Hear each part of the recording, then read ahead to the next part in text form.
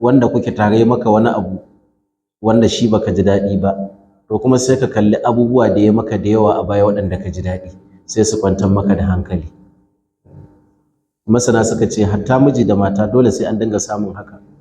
In yau ta yi ba daidai ba kuma sai ka maza ka kawo wa zuciyarka, amma kuma ai ita ce jiya ta yi kaza, ita ce kuma shekaran jiya ta yi kaza, sai ka lallashi zuciyarka. Haka ake yi wa ɗan adam. In za ka rufe ido ka manta alkhairin da aka yi a baya, ka kalli abin da aka yi ba daidai ba, to ba za ka zauna da mutane lafiya ba za ka yi wa mutane adalci ba.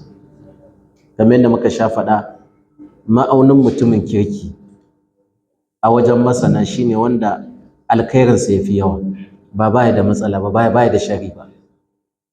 In ka ce kai mutumin kirki a wajenka shine wanda baya da matsala, komai zai ma daidai, ba za ka ga matsala ba, ba inda ya samu tawaya, inda yake da matsala to ba za ka samu ba. Bahaushe ma a hadisinsa sai duk ɗan adam tara yake bai cika 10 ba. To wannan maki taran da ya bada yana nufin shine kololuwa. To kaga zai iya ilma ta ka 3 ce ta rasa 7. Ya ce ba a samun 10 a fahimtar Bahaushe kansa. To kaga mun aunar za ka yi ta amfani da shi wajen mutane shine duk sanda aka ma ba daidai ba kuma sai ka kalli alkhairi.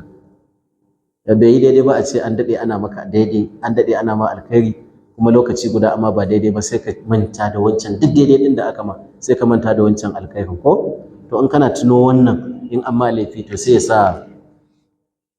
za ka zauna da mutane lafiya.